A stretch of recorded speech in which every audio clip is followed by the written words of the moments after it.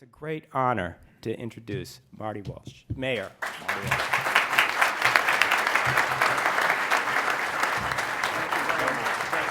Thank you.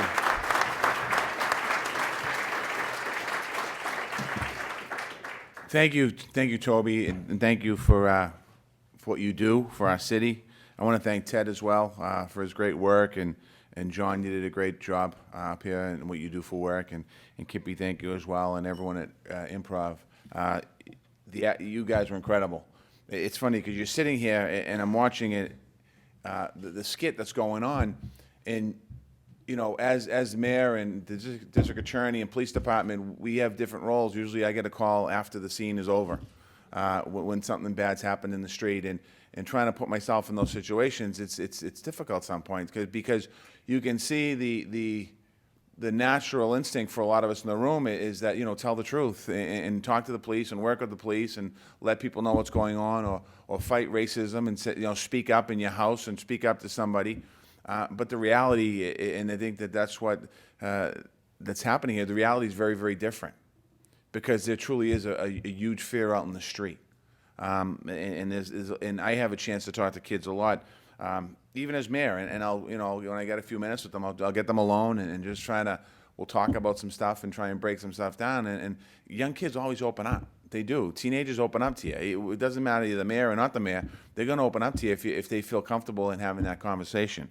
What the performance showed us is really what happens in the streets. And I know a lot of you know that, but it's an incredible what's happening in our streets. I want to thank a few people in the room. I want to thank the District Attorney, Dan Conley, for his work. I know he's done an awful lot of work here. Also, we have, from the Boston Police Department, we have a ton of officers from the police department. I want to thank Tommy Sexton. I want to thank Gerard Bailey. I want to thank other men and women of the police department for their great work, because, you know, they work in the streets every day also to build that confidence and trust. So when we see a story, what happens around the country in Ferguson, New York, and other places, Baltimore, that could happen here, there's no question about it. And we're hoping that it never happens here. But one thing I can say is that the police department and the district attorney and the community organizations, some of which are in this room, are working hard every single day to try and prevent that.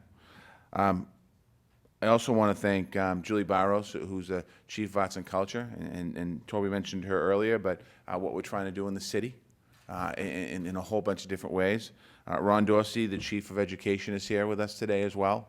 We just left a business meeting. We were talking about education, talking about charter schools and parochial schools and public schools, and how we can all work together, because there's conflict. Seems to be conflicts in a lot of places. I actually might ask you, Toby, to come to City Hall and do a presentation to work out some conflicts that we got going on. I think Atilia Martin's here as well. I don't know if she is. She was going to come. Chief Resiliency Officer for the City of Boston.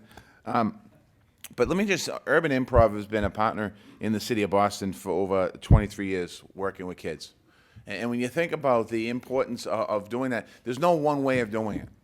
You know, and Commissioner Evans says this, Chief Gross says this, you can't arrest your way out of a situation. And Dan Conley can't prosecute his way out of a situation. We gotta think differently. And Urban Improv's given us that opportunity to get young people on a stage to talk about a couple things. One is talking about who they are, what they are, also helping them express themselves. And I think that's important, because I think a lot of us in this room, when Toby said, you know, freeze and come up, I think we're all like, oh no, don't call on us. I had flashbacks of like 8th grade and 9th grade. But we can also work with Urban Improv to help about arts and culture, and how do we teach that in kids, and also help empower kids and help kids find solutions. And I think that's what we saw a little bit of today. The opportunity through kids being able to come up here and work on themselves, but also learn a skill, a tool, a profession, but also learn about conflict resolution and about how to do it. And what we have to do in our city is try and do this on a broader scale.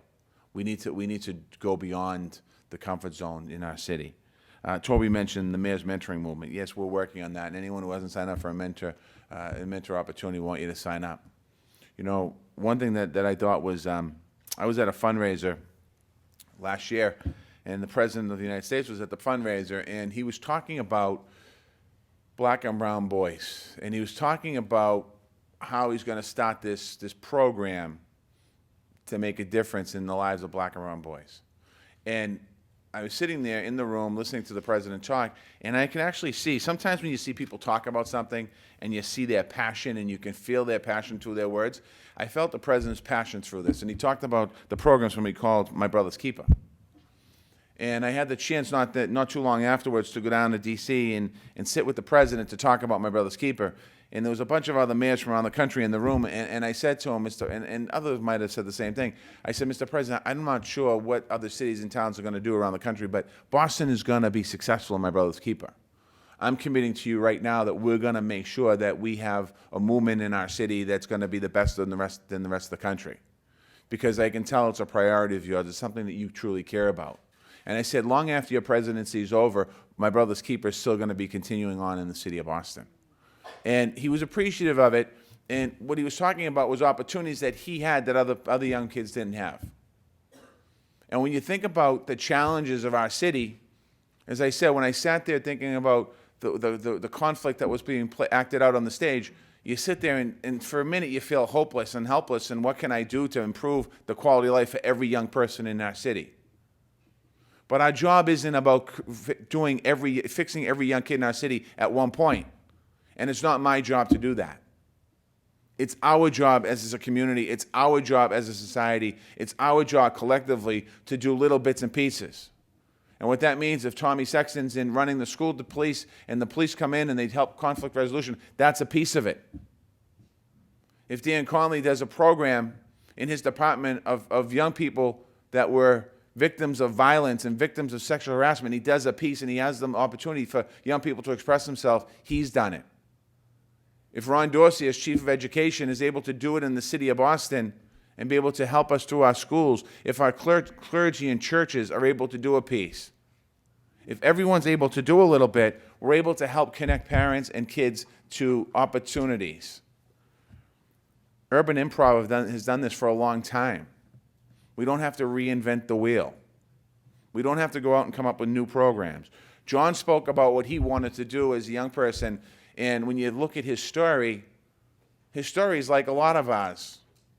Community college, Boston College for master's degrees. I can expect that before community college, when he was in high school, that maybe he wasn't as focused. Because I know that my progression in education started out the same. I went to high school and I went to a junior college because honestly, I didn't get into Suffolk. And then eventually I got into Suffolk, and then I dropped out and I went back to school. But what happened was I had people in my life that were able to keep me focused to make sure that I continue to move forward. The young people that were acted out on the stage here today, sometimes they might have someone in their life. Sometimes in the streets, they don't always have somebody. They might have a mayor that will stop and talk to them for 10 minutes, but then that mayor goes off and does something else because he or she's running the city. So we have to continue to support programs like this, but we also have to think of an opportunity that it's not hopeless and helpless. Because the mentoring movement, My Brother's Keeper, all the programs we're doing, it takes one person to interact with a young person, and the rest of that person's life is changed forever. So I want to thank you for the opportunity to come up here and say a few words. I want to thank all the people in this room that are here today. I want to thank, most importantly, I want to thank the actors. You guys did an incredible job today. Thank you.